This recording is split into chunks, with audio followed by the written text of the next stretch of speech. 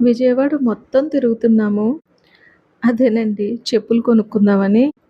వైజాగ్ నుంచి వచ్చేటప్పుడు మా హస్బెండ్ డ్రైవ్ చేసుకొనొచ్చారు. కాకినాడ వచ్చేసరికి లేట్ అయిపోవడంతో చెప్పులు కొనుక్కోవడానికి షాప్‌కి వెళ్ళడానికి కుదరలేదు. కాకినాడ నుంచి డ్రైవర్‌ని తీసుకొనొచ్చాము. ఇక్కడి నుంచి మేము భోపాల్‌కి ట్రైన్ ఎక్కేస్తాము.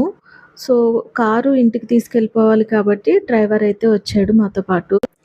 ఎన్ని షాపులు తిరిగినా ఉన్న కొంచెం టైంలోనే మంచి చెప్పులైతే దొరకలేదు.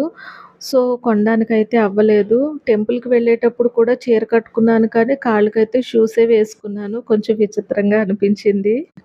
విజయవాడ నుంచి భోపాల్‌కి వెళ్ళే ట్రైను నైట్ 1:00కి మొత్తానికి ట్రైన్ అయితే ఎక్కేసాము. భోపాల్ వెళ్తున్నాము ఇండియన్ ట్రయల్స్ కోసం. సో, మళ్ళీ ఇలా మొదలైంది మా బ్రతుకు రైలు బండి ప్రోగ్రామ్ అన్నమాట. ఫస్ట్ 2 ట్రయల్స్‌కి మా పాపకి హెల్త్ బావుండక అంత బెస్ట్ స్కోర్ అయితే ఇవ్వలేకపోయింది. ఈసారి మంచి స్కోర్ వస్తుందనుకుంటున్నాను.